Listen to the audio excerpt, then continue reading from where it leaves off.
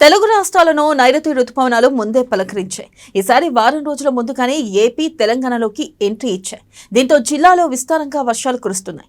బంగాళాఖాతంలోనూ అల్పపీడనం ఏర్పడే అవకాశాలు ఉన్నాయి. దీంతో తెలుగు రాష్ట్రాల్లో నైరుతి రుతుపవనాలు విస్తరించేందుకు వాతావరణ పరిస్థితులు నెలకొన్నాయి. దీంతో ఖరీఫ్ సాగుకు రైతన్నలు రెడీ అవుతున్నారు.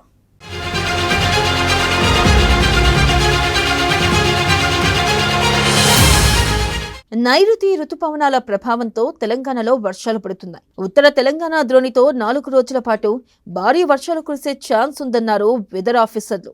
ఉమ్మడి ఆదిలాబాద్, నిజామాబాద్, వరంగల్, ఖమ్మం జిల్లాల్లో పలుచోట్ల భారీ వర్షాలు కురుస్తాయన్నారు. ఇక ఇతర జిల్లాల్లో తేలికపాటి వర్షాలు కురిసే అవకాశాలు ఉన్నాయని చెప్పారు. అయితే కొనుగోలు కేంద్రాల్లోని ధాన్యం అమ్ముడు పోకపోవడంతో రైతులు ఆందోళన చెందుతున్నారు. ఇప్పటికే అకాల వర్షాలతో నష్టపోయిన రైతులను ముందస్తు వానలు మరిన్ని కష్టాలను తెచ్చిపెట్టాయి. వీలైనంత త్వరగా వడ్ల కొనుగోలు పూర్తి చేయాలని రైతులు డిమాండ్ చేస్తున్నారు.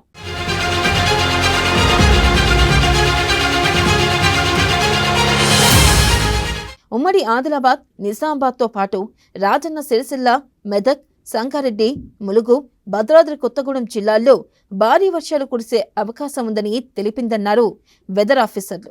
ఆయా జిల్లాల్లో ఎల్లో హెచ్చరికలను జారీ చేశారు. మరోవైపు సముద్ర మట్టానికి 7.6 కిలోమీటర్ల ఎత్తులో ఉపరితల ఆవర్తనం కొనసాగుతుందని, ఎత్తు పెరిగే కొద్దీ దక్షిణ దిక్కుకు వాలి ఉందని తెలిపారు.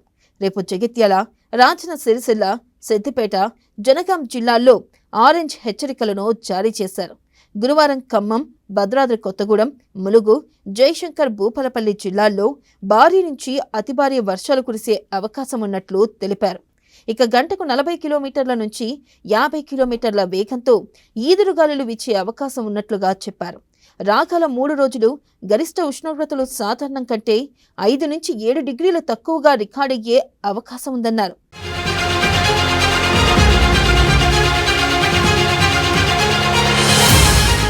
ఇక తెలంగాణలోని మహబూబ్ నగర్ జిల్లాల్లోకి ముందుగా ప్రవేశించిన రుతుపవనాలు ఆ తర్వాత క్రమంగా జిల్లాల్లోకి విస్తరిస్తున్నాయి. ఇక 2-3 రోజుల్లో అన్ని జిల్లాలకు విస్తరించే ఛాన్స్ ఉంది.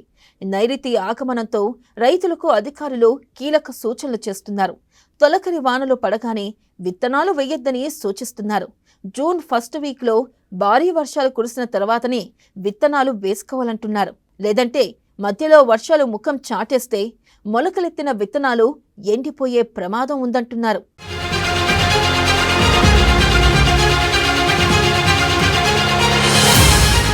ఏపీలోనూ వర్షాలు దంచుకొడుతున్నాయి.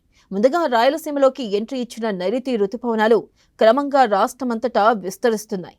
దీంతో జిల్లాల్లో వానలు జోరుగా పడుతున్నాయి. జూన్ ఫస్ట్ వీక్ లేదా సెకండ్ వీక్లో రాష్ట్రంలో ప్రవేశించే రుతుపవనాలు ఈసారి ముందుగానే వచ్చాయి. కేరళ తీరాన్ని మే 24న రుతుపవనాలు తాకాయి. ఇక 2009లో మే 23న కేరళను తాకిన రుతుపవనాలు ఈసారి మే 24న కేరళలోకి ప్రవేశించాయి. ఆ తర్వాత 2 రోజులకే ఏపీ, తెలంగాణలోకి ప్రవేశించాయి.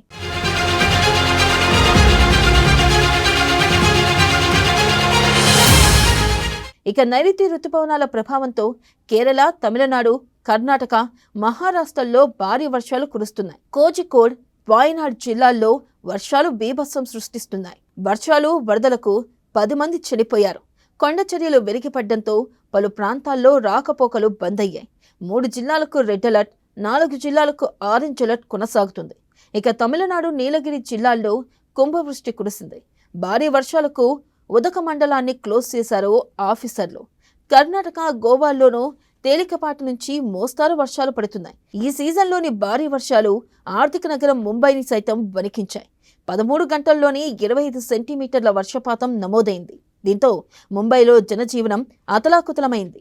107 ఏళ్ల రికార్డును బద్దలు కొట్టిందని వాతావరణ శాఖ వెల్లడించింది.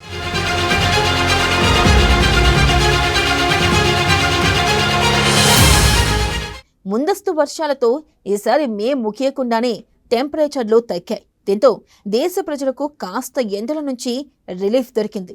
తొలకరి వర్షాలు కురవడంతో రైతన్నలు సైతం ఆనందం వ్యక్తం చేస్తున్నారు.